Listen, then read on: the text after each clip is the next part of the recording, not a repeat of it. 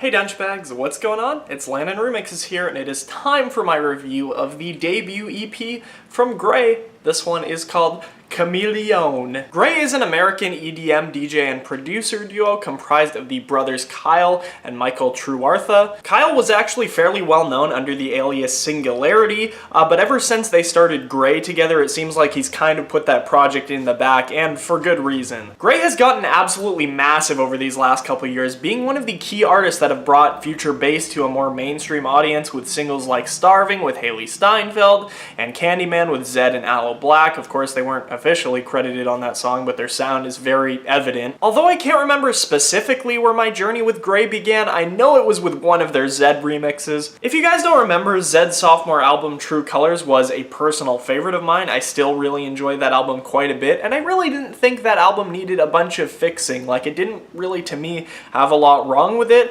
except maybe I Want You to Know, which did get a good flip from Fox Stevenson. But yeah, in general, I didn't really think many of the songs on that album were that bad or needed some kind of crazy remix to them. And then Gray kind of came out of nowhere with a number of remixes of songs off of this album. Now, I'm pretty sure I was introduced to Gray around the time that they released their Beautiful Now remix, although I'm positive that it was their Paper Cut remix that really caught my attention. At the time of that remix's release, future bass wasn't yet super popular in the mainstream, so it was really refreshing seeing Troye Sivan's vocals, which were originally over a progressive house track, obviously Paper Cut, kind of being retranslated and put with this future bass sound in it, and it just absolutely blew me away. Strangely enough, then, Troye Sivan went on to release an album with a lot of future bass in it just a couple months later. Zedd obviously saw a lot of potential there, and as I said earlier in this review, collaborated with them a number of times. And although most of these songs that they co-produced with Zedd were absolutely massive hits, I myself really was not a fan of them, except for maybe the break song that they did with him, Adrenaline. And that was kind of generally the rule of thumb for me when it came to Gray's music. Their remixes continued to be innovative and inventive, and their originals kind of fell a little flat. Starving, at least to me, was one of the most lazily produced future bass songs of 2016, and their following singles really were not a whole lot better. Especially I Miss You, which I saw as a very generic and lackluster dancehall pop song. And although Crime, the promotional single from this EP, to me was better than the previous two singles, I still had a lot of concerns considering how similar it sounded to Starving. But just like how Gray's music originally caught me off guard to begin with, they really threw a left hook at me with this one. I like this EP a lot. Now, does that completely take away my issues with Crime? No. I mean, it's still a kind of sappy, kind of generic future bass song that's barely recognizable as Gray in 2017.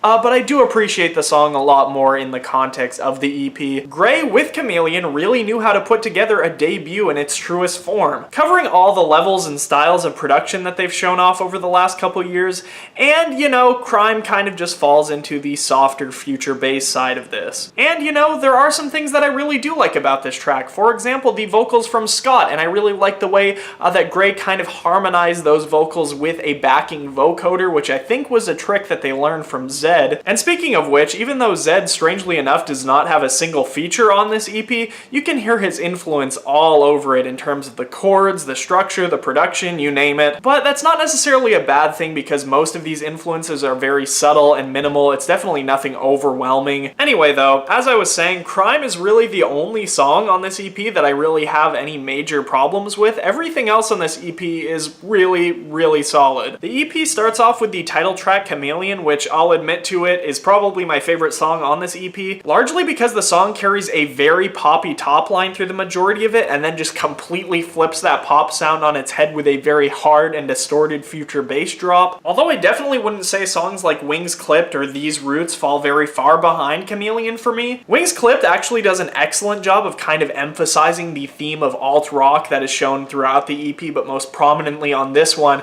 with features from Anthony Green and Avril Lavigne. And what's funny about this feature to me is that I didn't really expect a lot coming from it, considering the last time I had heard from Avril Lavigne was with that god-awful dubstep-influenced pop track Hello Kitty that she released a couple years ago, and she actually puts on a fairly decent performance in this song. I've got to say, it is absolutely great seeing Avril Lavigne doing EDM again, and with a duo that's actually very good at bringing out her roots in punk music. Considering Gray makes their use of electric guitar on this EP very front end, it doesn't really play in the background, it's very in your face, bass. But as I was saying, I really do like this song a lot. I do think it could have been improved in a couple places, especially in its means of the fact that you have Avril on the first verse and you have Anthony on the second verse, and because of that, I feel like the drops should have been a little bit more varied between the first and the second one, kind of reflecting that change in style from the first verse into the second one. But other than that, I think the song is pretty near flawless. Room 101, on the other hand, is a song that has a very sad and somber tone to it. It's definitely not a dance track, and it most certainly doesn't place its focus on production. I'd say the thing that's most emphasized in the song is probably the vocals by Francis, followed by the kind of soft piano chords and the strings that play the background